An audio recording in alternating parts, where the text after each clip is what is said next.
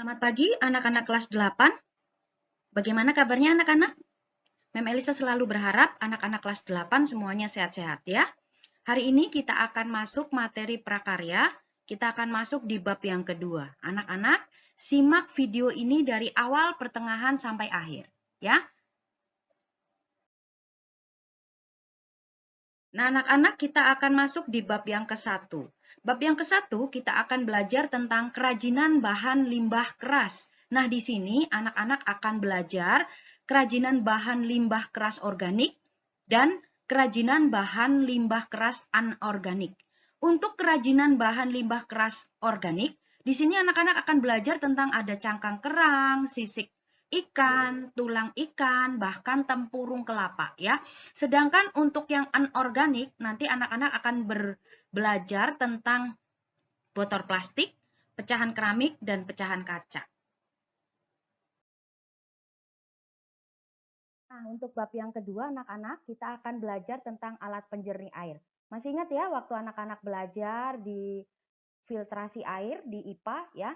Di sini kita akan belajar nanti penyaringannya secara fisika, secara biologi dan secara kimia. Nah, secara fisika anak-anak bisa lihat masih ingat dulu ya kita belajar itu melalui ada yang nanti pakai jerami, ijuk, pasir, kerikil besar, arang gitu ya. Terus air kotornya disaring menggunakan itu. Nah, sedangkan untuk yang secara biologi di sini ada biji kelor dan kaktus centong ya, anak-anak. Ini bisa digunakan sebagai filter air. Nanti airnya bisa menjadi air bersih yang airnya ternyata kualitasnya sangat bagus. Kemudian untuk bahan buatannya, di sini kita akan menggunakan senyawa kimia yaitu tawas. Anak-anak pasti tahu semua ya.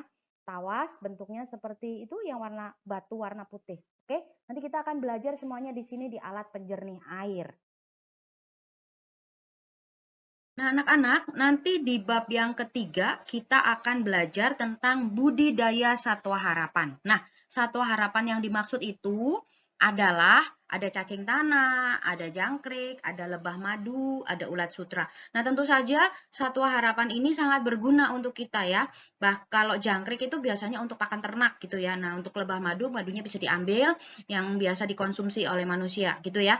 Nah, terus untuk ulat sutra biasanya kan dibuat untuk menjadi pakaian gitu ya atau bahannya jadi benang sutra gitu ya. Nah, nanti di sini kita juga belajar tentang sarana dan peralatan budidaya satwa harapan ini. Oke ya? Selanjutnya anak-anak di bab yang keempat kita akan belajar tentang pengolahan bahan setengah jadi dari serealia, kacang-kacangan dan umbi menjadi makanan khas wilayah setempat ya. Di sini kita nanti akan belajar berbagai jenis kerupuk, ada jagung pipil, ada biji sorghum, ada tepung tiwul instan dan ada chip atau granula atau sawut. Terus ada jenis tepung gitu ya, baik dari yang serealia maupun umbi-umbian. Nah, anak-anak bisa lihat gambarnya di situ ada gambar kerupuk ya. Nah, setengah jadi juga termasuknya tape dan juga ada tempe ya. Oke. Anak-anak, itu adalah tadi materi yang akan kita pelajari di semester 2 ya. Untuk tugas hari ini, Mem Elisa berharap anak-anak sudah membaca bab yang pertama yaitu pengolahan hasil limbah keras ya.